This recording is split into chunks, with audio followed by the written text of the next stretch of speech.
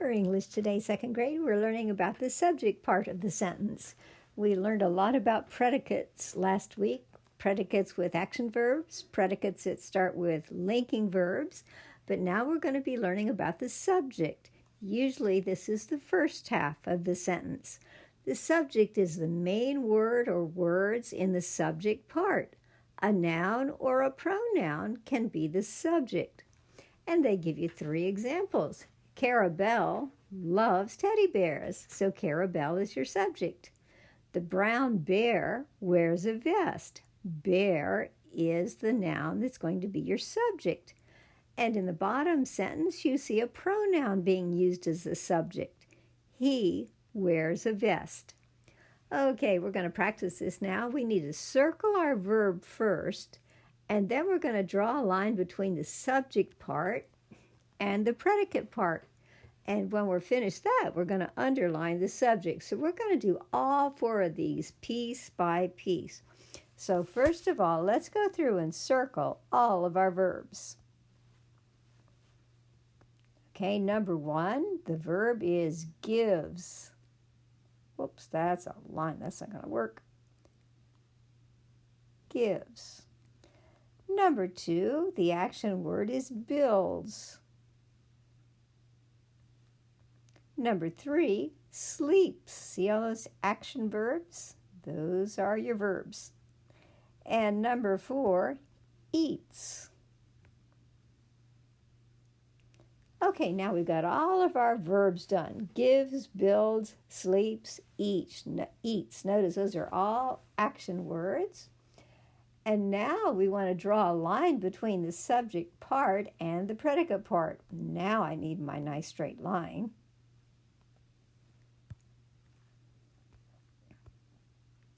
So number 1, and notice the line is always going to come right in front of your verb, like that.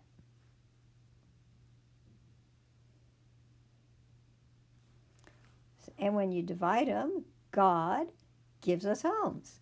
A bird builds a nest. See how they're dividing the subject part from the predicate part. A brown bear, line. Sleeps in a den. It, line, eats honey. Okay, all done? Oh no, we're not all done, because now they want us to draw a line under the subject so that you're showing that you know what that subject is. And I'm going to change colors so this is really will show up. So our subject is God, because God's the one that gives us homes. And number 2, our subject is bird. Now you've got to be really careful here, because if you look at number 2, you'll notice I don't have it right, because they're not asking for the whole subject part. They want just the subject. So you're just looking for one word. Bird, that's your noun, that's your subject. And later on we're going to learn that the word is actually an adjective that tells about the bird. And number 3 is the same way. Our subject is not a brown bear. That would be the subject part. They want just the subject word, just the noun. So the subject is bear. And when you say, what kind of bear is it? It's a brown bear. So brown would be an adjective that tells about your subject. And number 4, we have a pronoun for our subject. It's that little word, it. Okay, so take a look at this. Make sure you've got it all right. If you want to color code it, you are welcome to. And now we're going to do the middle part.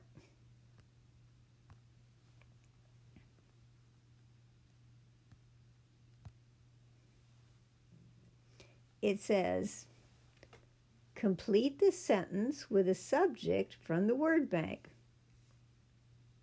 Okay, they give you 3 subjects, Dr. Lee, and notice, even though that's 2 words, you can't have a person without a title. Like you couldn't call me Freeman, you'd have to say Mrs. Freeman, so that's why you get 2 words there. Okay, some Dr. Lee are wooden. I don't think so. No, some homes are wooden. So let's read carefully and make sure we're thinking about what makes sense.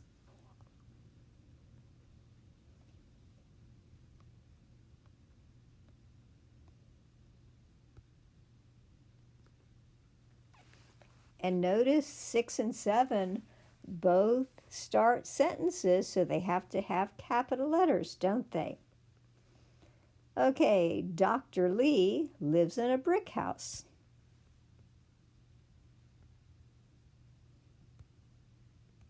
Don't forget your period.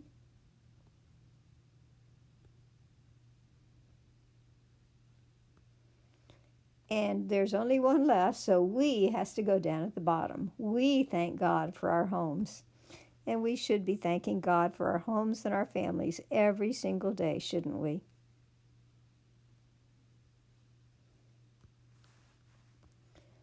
Okay, now we get to write a sentence. It says, write a sentence using the word house as your subject.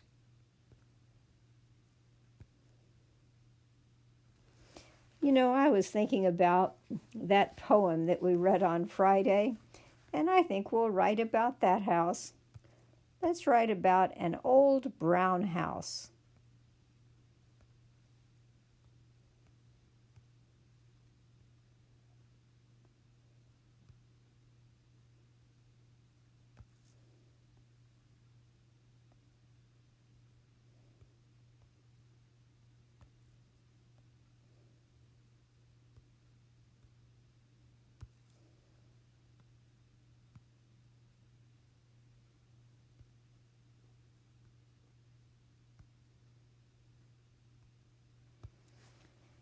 And what is that old brown house going to be doing?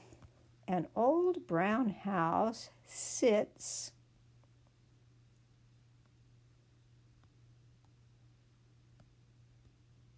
high. Can you guess what's coming?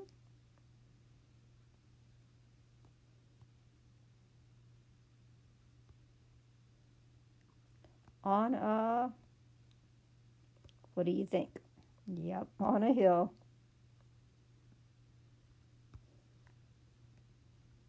And if I had room, I'd like to say an old brown house sits high on a windy hill.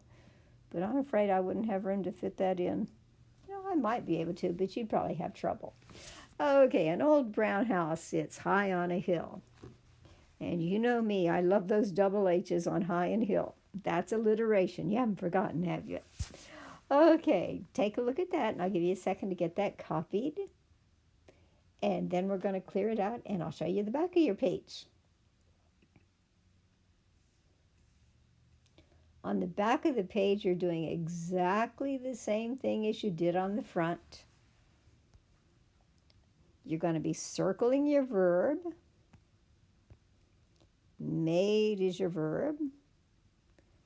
Then you're going to draw a line between the subject part and the predicate part. Right there. And are you done? Oh no, because now they want you to underline the subject. And remember, your subject is only going to be just the one word. They don't want the whole subject part, just the word mother. Okay, I'll let you do 10, 11, and 12 by yourself. And when you get down at the bottom of the page, you're going to be completing the sentence with a subject from the word bank. They give you 3 choices for 3 sentences. And then you're going to circle the verb that completes the sentence. Notice singular, if you only have one, you're going to use has. But if you're plural, you're using have. Okay, I will see you for history in a minute.